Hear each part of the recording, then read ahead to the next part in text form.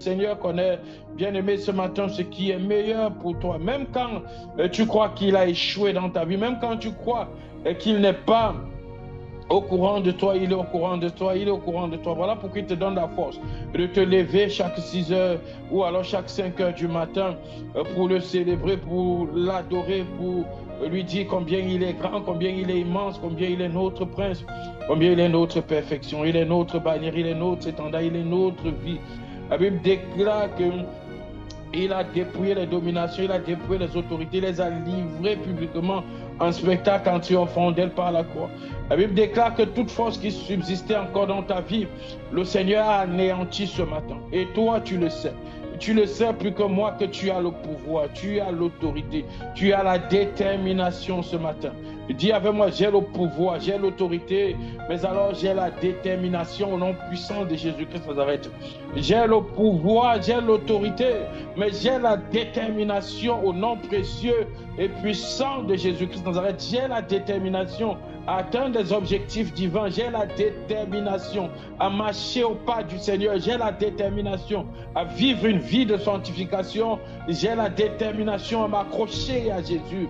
J'ai la détermination à l'aimer véritablement. Écoute bien aimé, c'est toi qui cultives en toi.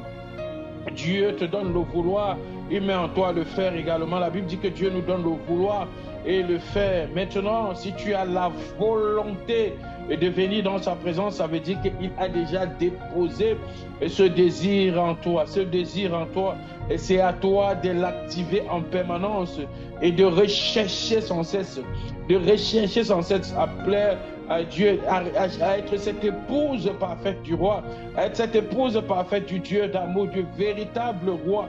Alors chaque jour, tu devrais te mirer avec ton miroir spirituel qui est la parole de Dieu, afin de savoir si véritablement tu es encore propre, si tu n'as pas mis un maquillage de trop, si tu n'as pas porté un vêtement sale, si tu n'as pas porté une mini-jupe ou bien un faux vêtement.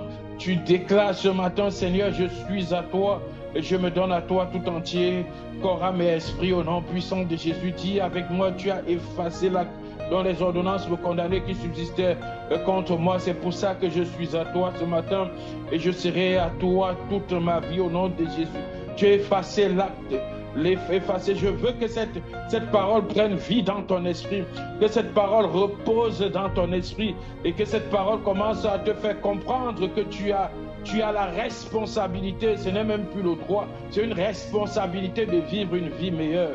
Tu as cette responsabilité-là. Si ta vie est fausse, c'est que tu n'es pas une personne responsable, c'est que tu t'es décliné de toute responsabilité spirituelle. Tu as cette responsabilité parce que c'est un acquis, on t'a déjà donné, on t'a déjà offert cette vie.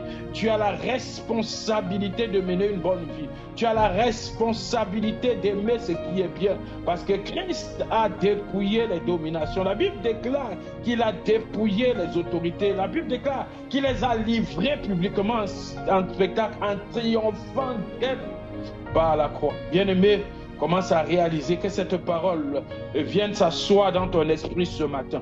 Que cette parole vienne s'asseoir dans ton esprit ce matin. Dis avec moi, tu as dépouillé les dominations, Seigneur. Tu as dépouillé les autorités. Tu as dépouillé les dominations. Tu as dépouillé les autorités et tu les as livrées publiquement en spectacle, en triomphant d'elle par la croix. Tu as dépouillé la stérilité, Jésus. Tu as dépouillé, Seigneur Dieu de gloire, la paresse. Tu as dépouillé, Seigneur Dieu de gloire, la pauvreté. Tu as dépouillé la procrastination. Tu as dépouillé la stagnation. Tu as dépouillé la paresse, la lourdeur. Tu as dépouillé, Seigneur Dieu de gloire, oh Dieu, la fausse vie. Et tu m'as mis au large. Tu m'as mis au large. Tu m'as mis au large.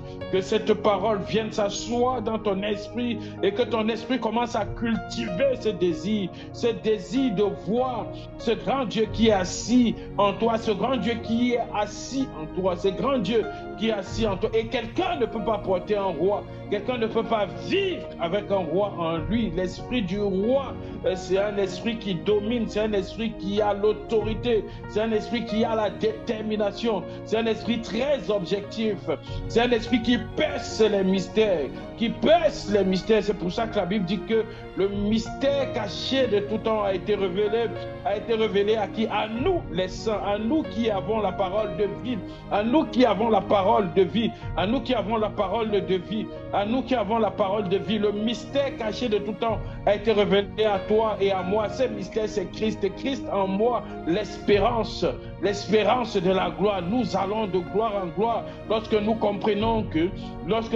qu'il a dépouillé les dominations. Nous comprenons que nous aurons un mariage parfait. Nous comprenons que nous n'allons pas tenir dans le célibat parce que Dieu nous a donné le mariage. Nous n'allons pas tenir dans le chômage parce que Dieu nous a donné le travail. Nous n'allons pas tenir dans la pauvreté, dans la précarité. Nous n'allons pas tenir dans la maladie. Nous n'allons pas tenir dans les murmures parce que Dieu nous a donné cette vie. Il suffit d'y croire. Il suffit d'y croire. Et il suffit que cette parole soit établie dans ton système de pensée. Que cette parole soit établie dans ton système de vie. Il suffit que cette parole soit établie dans ta manière de communiquer. Et ce matin, nous avons la responsabilité d'établir cette parole dans ta pensée, dans ta manière d'agir. Que cette parole soit installée totalement au nom puissant de Jésus. Voilà pourquoi tu vas dire avec moi, tu as dépouillé les dominations, tu as dépouillé les autorités. La Bible déclare que tu les as livrées publiquement en triomphant d'elle par la croix, par la croix. Le Seigneur Dieu de gloire, tu nous as donné la victoire absolue sur les puissances démoniaques. Tu nous as donné la victoire absolue sur le chômage, la victoire absolue. Seigneur Dieu de gloire, sur la paresse, sur le péché, tu m'as donné la victoire. Tu m'as donné la victoire. Alors j'ai le pouvoir, j'ai le pouvoir, j'ai le pouvoir, j'ai le pouvoir et j'ai, Seigneur Dieu de gloire, la volonté, surtout la volonté, Seigneur Dieu de gloire, de m'investir de mon pouvoir. Oh Dieu, je ne sais pas si tu es avec moi ce matin. Il y a une forte puissance qui se déploie en toi ce matin. Et cette puissance veut que tu t'asseyes dans ce qui te revient de droit. Dans ce qui te revient de droit. La Bible déclare qu'avec Christ, nous avons la victoire. Avec Christ, nous irons de gloire en gloire, de gloire en gloire, de gloire en gloire, de gloire en gloire, au nom puissant de Jésus-Christ de Nazareth. Alors nous nous asseyons sur notre détermination et nous déclarons que Christ en nous l'espérance de la gloire, parce qu'il a dépouillé les dominations, il a dépouillé les autorités, il a dépouillé maintenant le diable. La Bible déclare qu'il a livré publiquement. Il n'est plus question de pleurer, il est question de prendre autorité. Dis avec moi, je ne pleure plus, je prends autorité. Le temps des pleurs est passé. Nous sommes dans le temps de la dimension d'autorité, la dimension de gloire, la dimension de victoire, la dimension d'autorité. Dis, je suis dans une dimension d'autorité ce matin. Je suis dans une dimension d'autorité où je prends autorité. Maintenant, je prends autorité sur tout esprit qui dérange l'homme de ma vie, sur tout esprit qui dérange la femme de ma vie, sur tout esprit qui empêche à mes enfants de prospérer spirituellement, de prospérer dans leurs études, sur tout esprit qui empêche maintenant à ma vie de monter avec puissance. Je suis déterminé parce que je suis un homme de Dieu, parce que je suis une femme de Dieu, parce que je suis un fils de Dieu, parce que je suis une fille de Dieu, au nom puissant de Jésus-Christ de Nazareth. Dis avec moi, la main de Dieu est sur moi, la main de Dieu est sur moi et j'ai le pouvoir absolu, j'ai le pouvoir de domination, j'ai le pouvoir de domination, j'ai le pouvoir de domination. Il a dit, voici, je t'ai donné le pouvoir. Il y a une grande différence entre le pouvoir et une grande différence entre le pouvoir et la puissance. Et tu peux avoir une certaine puissance, mais ne pas avoir le pouvoir d'exercer cette puissance-là. Mais Dieu, au-delà du fait qu'il t'a donné la puissance, il dit, je te donne le pouvoir, je te donne l'autorité, en d'autres termes, je te donne la capacité de faire asseoir ce qui peut t'empêcher d'avancer, ce qui peut t'empêcher d'avancer. Écoutez, qu'est-ce que le diable fait? Le diable travaille dans ton système de pensée. Il travaille afin de te faire croire que tu es dans l'incapacité d'obtenir ce que tu as besoin pour avancer dans le royaume. Non, il travaille à le faire. Et pour ça, il commence à bloquer ton système de pensée. Il commence à mettre devant de toi des petites choses que tu mesures en fonction de tes propres forces. Lorsque nous parlons ce matin de détermination, lorsque nous parlons d'autorité ce matin, nous ne faisons pas allusion à nos capacités, nous ne faisons pas allusion à notre intellect, mais nous faisons allusion à la puissance, à la gloire de Dieu, à Christ qui est en nous. Tu ne peux pas porter quelqu'un qui a la victoire et tu as l'échec, ce n'est pas possible. Ça veut dire qu'il y a quelque chose qui s'est assis dans ton système de pensée et qui est en train de moduler, travailler à ce que tu comprennes que tu n'es rien et que tu dois pleurer, que tu dois pleurnicher face à une situation. Prends autorité. Dis avec moi, je prends autorité. Je prends autorité face à une situation, face à toute situation de ma vie. Je prends autorité au nom puissant de Jésus-Christ de Nazareth. Je prends autorité. Je suis déterminé. Je suis déterminé à prendre autorité. Je suis déterminé à prendre autorité. Je prends autorité au nom puissant de Jésus-Christ de Nazareth et j'assiège cette situation. Parle à la situation. Commence à parler à la situation. Maintenant, tu connais plus que moi cette situation. Parle à la situation. Dis à cette situation que tu t'accompliras. Tu t'accompliras certainement parce que je marche dans la victoire.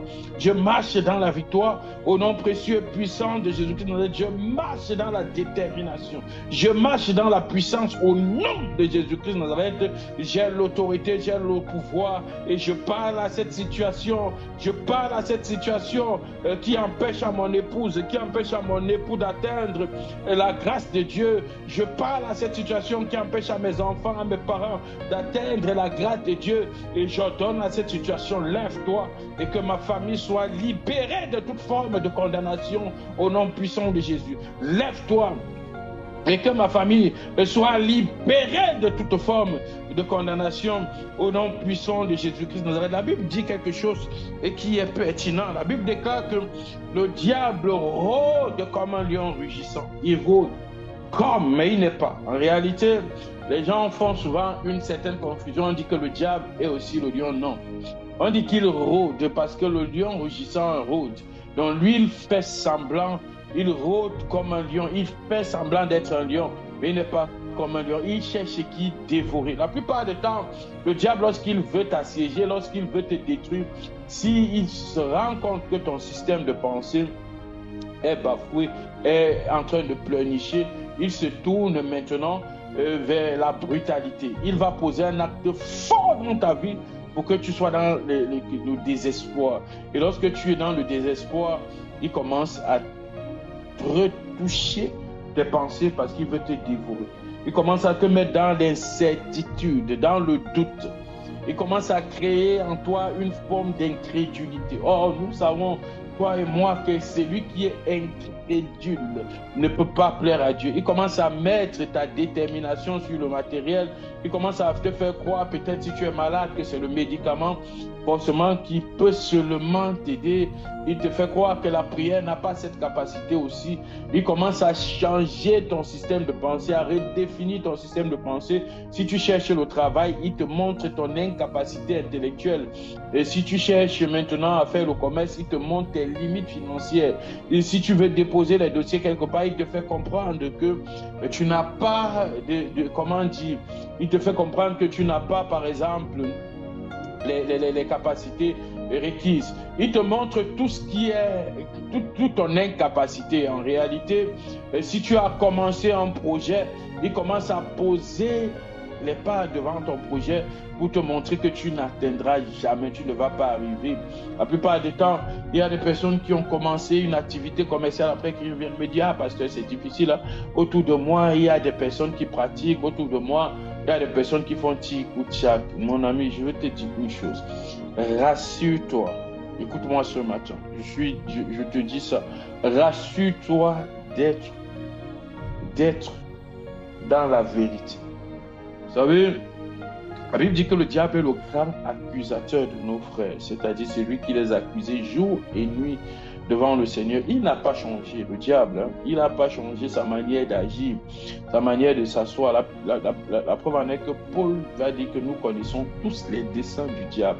Donc chaque chrétien même est appelé à connaître comment le diable rôde, comment le diable travaille afin de l'éloigner de Dieu, afin de t'éloigner de Dieu. Mais toi, en réalité, ton succès n'aboutit pas parce que tu n'es pas en train de faire réellement, première des choses, ce que Dieu veut. La plupart du temps, nous échouons parce que nous faisons ce que nous voulons et non ce que Dieu veut. Et lorsque nous sommes inscrits dans notre propre agenda, Dieu se désinscrit de cet agenda et reste dans le sien. Donc, nous devrions savoir une chose. Il est impératif pour nous de travailler dans l'agenda de Dieu et non dans notre agenda. Alors, la première chose que tu devrais te rassurer, est-ce que je suis bel et bien dans l'agenda de Dieu? Tu veux, tu décides d'être commerçant, tu veux, tu décides d'être professeur, tu veux, tu décides quoi que ce soit. Mais rassure-toi que ta décision est un choix de Dieu, est un choix divin. Lorsque tu as lorsque tu as cette certitude que tu es dans la volonté, dans le choix de Dieu, la deuxième des choses que tu devrais te rassurer, la deuxième des choses, c'est est-ce que je suis crédule, est-ce que je suis incrédule, est-ce que je crois que Dieu peut faire avec moi des exploits. Bon, la Bible dit qu'avec Christ, avec Dieu, nous ferons des exploits. Donc c'est une lettre écrite, c'est une parole écrite. Donc quand tu te rassures qu'avec Dieu, tu feras des exploits, tu te rassures, je suis dans la volonté parfaite de Dieu. Deuxième chose, j'aligne maintenant, au-delà de la volonté parfaite de Dieu, j'aligne maintenant ma foi. Il parle d'incrédulité, parle de manque de foi. J'aligne ma foi à la volonté de Dieu. Et la troisième des choses qui est une chose très forte, c'est une chose qui nous donne le tout. En réalité, c'est d'expérimenter la présence de Dieu tout au long de la journée. C'est-à-dire que vérifier si chaque acte, chaque chose que tu poses est dans la volonté de Dieu. Est-ce que ma colère est dans la volonté de Dieu? Est-ce que mes insultes sont dans la volonté de Dieu? Est-ce que ma lourdeur, c'est dans la volonté de Dieu? Est-ce que ma paresse est dans la volonté de Dieu? Dès que tu te rassures que je suis dans la présence de Dieu, tu commences à nettoyer ta pensée et tu commences à penser comme un Dieu. Un Dieu, c'est quelqu'un qui pense avec autorité. C'est quelqu'un qui s'assoit sur son autorité et qui domine sur tout et qui a le pouvoir et l'autorité d'exercer. Or, qu'est-ce qui te donne la puissance et la capacité d'exercer tout ça? C'est la présence.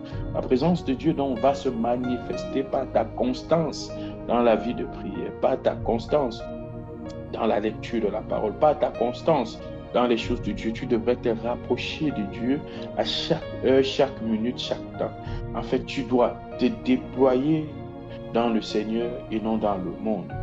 Pour ceci, tu connais plus que moi que tu devrais éviter au grand maximum des réseaux sociaux. Tu dois éviter au grand maximum de passer le temps dans les conversations, des conversations inutiles. Il y a des conversations, à un certain âge, il y a un homme ou une femme ne devrait plus sortir dans une conversation hasardeuse. La conversation doit avoir des objectifs précis. Elle ne doit pas être là pour vous faire déconner ou sortir de Dieu. Lorsque je mets à une personne pour parler, nous devons parler pour glorifier Dieu. La Bible dit que ceux qui parlent, parlent comme annonçant les oracles de Dieu. Nous annonçons les oracles de Dieu, même dans notre manière de communiquer. N'oublions pas, la bouche qui parle beaucoup ne manque pas de péché. Donc si nous, également, nous parlons beaucoup, nous allons nous retrouver en train de dire des choses pas vraies, des choses fausses. Ça nous éloigne de Dieu. Rester dans la constance de Dieu, dans la permanence de Dieu, c'est ouvrir la bouche lorsque c'est nécessaire. C'est traiter ses pensées, aligner ses pensées aux pensées de Dieu qui sont les pensées de la lecture de la parole. Quelle est donc ta vie, bien-aimé? Quelle est ta vie ce matin? Quelle est ta vie? Examine ta vie. Examine ta vie et donne-toi une direction cette semaine. Examine ta vie et donne-toi une direction cette semaine. Je te laisse 20 minutes pour examiner ta vie et te donner une direction cette semaine. Que Dieu bénisse au Cameroun. Que Dieu bénisse le Cameroun. Que Dieu bénisse ta famille et que Dieu te bénisse. Bénisse Térismos, que Dieu te bénisse au nom puissant de Jésus-Christ de Nazareth. Shalom. Tu as 20 minutes. Donne-toi une direction et regarde à Jésus. Que Dieu vous bénisse abondamment.